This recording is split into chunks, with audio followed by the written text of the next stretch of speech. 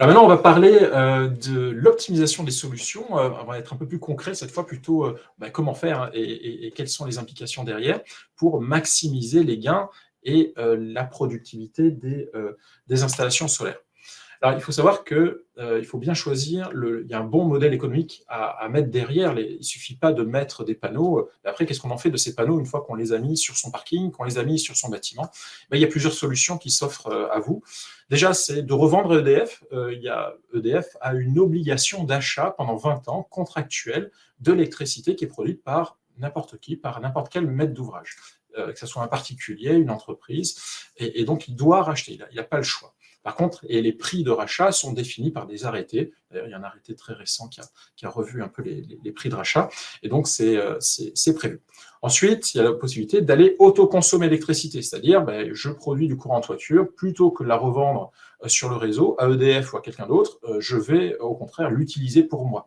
Voilà. Ensuite, il y a aussi l'autoconsommation de l'électricité, mais avec revente du surplus, en disant je suis un bâtiment de bureau, je travaille que du lundi au vendredi, le samedi, dimanche, le week-end, il n'y a personne dans les bureaux, les panneaux continuent à produire, qu'est-ce que je fais de ce courant?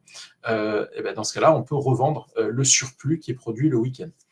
Et enfin, il y a l'autoconsommation avec tiers investisseurs. Donc ça, c'est la quatrième solution. C'est-à-dire que le maître d'ouvrage se dit, moi, je n'ai pas envie d'investir forcément dans des panneaux. Par contre, il y a des gens, des entreprises spécialisées là-dedans qui vont investir dans les panneaux, les mettre sur votre toiture et vous revendre le courant des panneaux qui sont en toiture, qui ne vous appartiennent pas, et le prix du courant racheté par les panneaux, enfin des panneaux qui sont produits en toiture, est moins cher que celui que vous achetez à votre fournisseur d'énergie.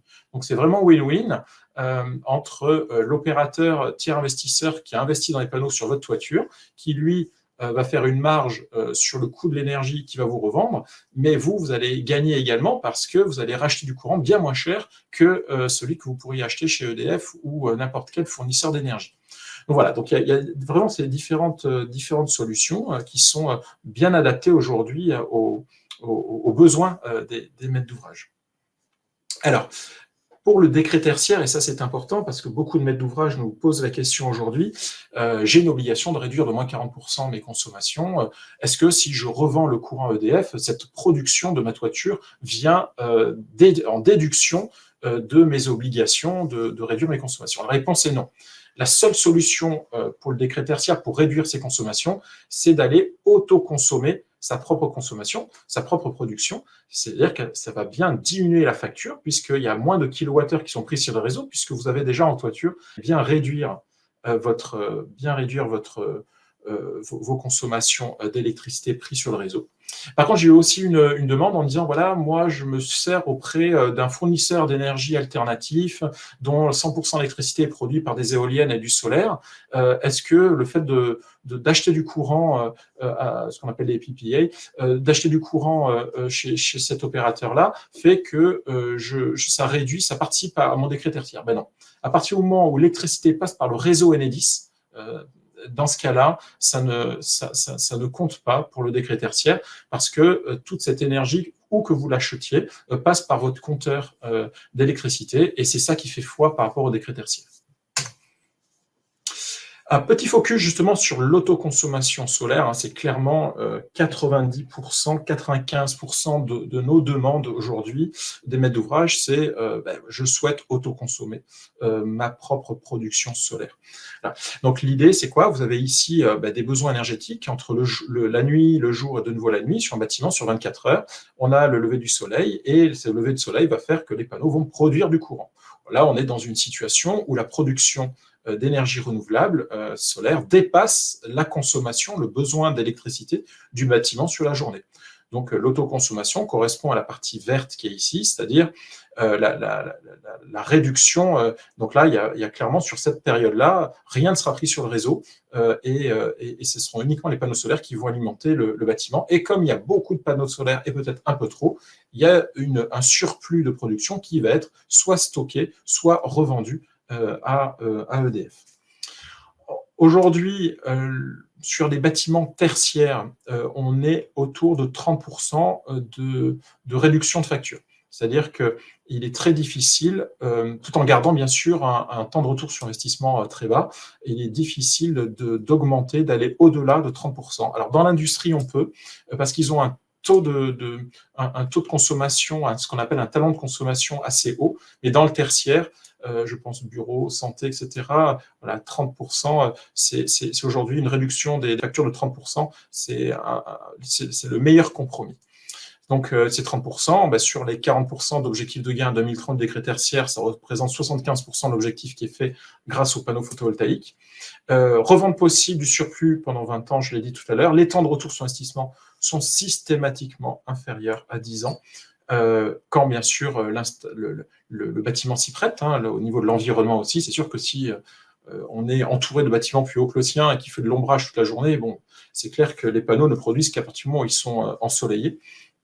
Et ça a un impact sur l'augmentation patrimoniale de l'actif, on l'a vu tout à l'heure. Quelles sont, pour bien dimensionner une centrale, quelles sont les étapes importantes? C'est déjà regarder le profil de consommation du bâtiment toutes les 10 minutes. Donc là, on arrive à récupérer pour n'importe quel bâtiment les pointes toutes les 10 minutes, la consommation du bâtiment toutes les 10 minutes. Et donc, l'idée ensuite, c'est en fonction des surfaces disponibles et des masques et des arbres qui peuvent faire de l'ombrage ou des immeubles qui peuvent être autour, on va pouvoir dimensionner le panneau, la centrale solaire avec plusieurs panneaux photovoltaïques. Donc, qu'est-ce que ça veut dire dimensionner? C'est-à-dire que vous avez des points de 10 minutes de production et l'idée de consommation, et on va mettre les panneaux pour couvrir ces pointes de consommation toutes les 10 minutes. Voilà, pour effacer finalement la consommation du bâtiment via les panneaux solaires. Et c'est comme ça qu'on dimensionne. Alors, il ne faut pas en faire trop. Si le maître d'ouvrage ne souhaite pas revendre son courant, il faut dimensionner au plus juste. C'est là où on a un minimum de temps de retour sur investissement. C'est le temps de retour le plus bas possible.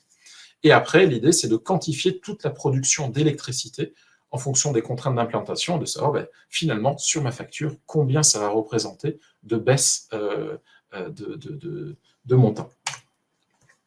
Alors, choisir le bon système de pose. Donc, il existe aujourd'hui un certain nombre de systèmes de pose, soit les bacs en toiture plate ou toiture pentue. Donc, on a en toiture plate les bacs lestés. Ce sont des bacs plutôt en plastique, sur lesquels soit ce sont des blocs béton, soit c'est des graviers qui sont déjà présents, par exemple, en toiture, sur les toitures plates, qui peuvent être utilisés pour lester. C'est à peu près 100 kg par mètre carré de panneaux. Donc ça, c'est plutôt bien quand on est encore sous une décennale, c'est-à-dire que le revêtement d'étanchéité est encore récent, moins de 10 ans, on est encore sous décennale, il ne faut surtout pas abîmer le complexe d'étanchéité qui ferait que la décennale tomberait, c'est dommage. Donc plutôt dans ce cas-là, on leste les panneaux pour pas qu'ils s'envolent avec le vent. Ensuite, si par contre il y a une reprise d'étanchéité de la toiture, on peut partir sur des châssis aluminium que vous voyez ici, qui sont ancrés, ce qu'on appelle des plots béton. Donc c'est une tige filetée qui est implantée directement dans la toiture béton, et ensuite des rails sont posés, et ensuite les panneaux solaires sont vissés directement en direction plein sud, à peu près entre 15 et 30, voire 45 degrés d'angle ici. Ensuite, un système qui est très bien aussi, ce sont les structures sur plot, ce qu'on appelle des plastrons. Dans ce cas-là, c'est super parce que justement, on ne perd pas la décennale. En fait, ce sont des plots en plastique qui sont thermosoudés au complexe d'étanchéité, au chalumeau, tout simplement. Et donc, comme ensuite c'est soudé avec la chaleur, ensuite les panneaux sont directement plugués, attachés, clipsés, au plastron. Voilà. Et donc, il y a un deuxième effet qui se coule qui est assez sympa, c'est que du coup, le revêtement d'étanchéité sous les panneaux, comme les panneaux sont mis à plat, que les panneaux, du coup, prennent toute la partie UV du soleil, l'étanchéité vieillit beaucoup moins vite en dessous des panneaux, et du coup, a une durée de vie bien plus importante. Et enfin, sur toiture plate, donc là c'est un centre commercial, ce sont des membranes souples d'étanchéité qui intègrent des cellules photovoltaïques. Donc en gros, ce sont des gros rouleaux qui permettent de faire deux choses, à la fois reprendre l'étanchéité de la toiture, mais aussi de produire du courant. Donc ces gros rouleaux ensuite sont directement déroulés sur la toiture, thermosoudés sur les côtés, et ensuite ce complexe d'étanchéité va produire du courant. Aujourd'hui, il y a 10 ans, ça fonctionnait très bien, beaucoup de maîtres d'ouvrage en mettaient. Aujourd'hui, il y a une telle augmentation du rendement des panneaux rigides que les panneaux souples plus grand monde en met aujourd'hui, parce qu'on a un rapport 2, c'est-à-dire que les panneaux rigides produisent 2 fois plus de courant par mètre carré que les panneaux souples. Du coup, aujourd'hui, il y a moins de maîtres d'ouvrage qui souhaitent aller sur cette solution-là. Sur les toitures pentues, dans ce cas-là, on est sur des bacs acier. Donc sur bacs acier pentus, on visse tout simplement un support type rail aluminium et les panneaux sont vissés dessus. Donc c'est par-dessus, hein, ça remplace pas, les panneaux ne remplacent pas l'étanchéité du bac acier sur ce type de toiture. Sur les charpentes type tuiles, certains maîtres d'ouvrage tertiaires ont beaucoup ça, notamment dans la partie commerce. Du coup, on ne fait plus comme avant de l'intégration toiture qui avait posé des gros problèmes d'étanchéité. Là, ce sont directement des pattes de fixation qui contournent la tuile et qui vont s'attacher à la charpente en dessous. Donc, il n'y a plus de problématique d'étanchéité. Des rails, on ne les voit pas, mais il y a des rails qui sont directement attachés du coup via les pattes de fixation qui contournent la tuile et après les panneaux sont vissés. Voilà.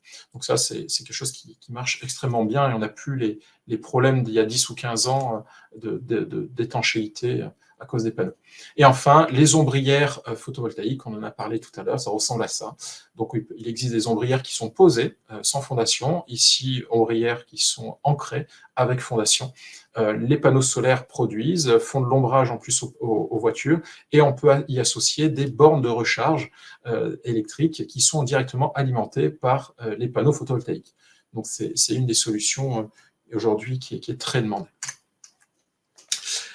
Ici, c'est le bâtiment où je me trouve, Axéo. Nous sommes nous-mêmes assujettis au décret tertiaire et nous avons en 2021 installé nos panneaux solaires avec l'étude qu'on y a faite.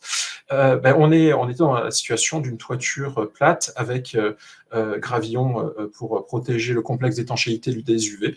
Et donc voilà l'installation en cours, qui a été faite. Donc avec la totalité de la toiture a été couverte.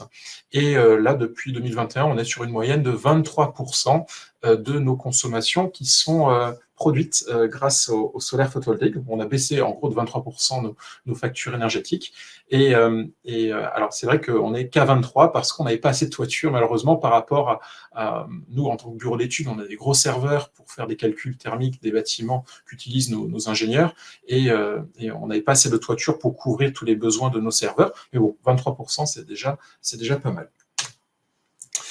Au niveau des onduleurs, il en existe 3 types, ce qu'on appelle les micro-onduleurs, ce qu'on a mis chez nous d'ailleurs, des micro-onduleurs, un micro-onduleur par panneau, c'est-à-dire que les panneaux produisent du courant continu, derrière chaque panneau, il y a un micro-onduleur. Donc en sortie d'onduleur, on a du courant alternatif 230 volts. Donc ça permet de simplifier beaucoup les installations. Mais c'est plutôt pour des installations petites à moyennes. Ensuite, on a les onduleurs qu'on appelle string. Ce sont des onduleurs, alors là, quand on fait des plus grosses installations, où tout le courant continu de tous les panneaux sont raccordés à cet onduleur. Et en sortie, on a du 230 volts, mais avec des fortes puissances. Et alors, pour ce qu'on appelle les onduleurs centralisés, c'est pour des très fortes puissances, notamment lorsque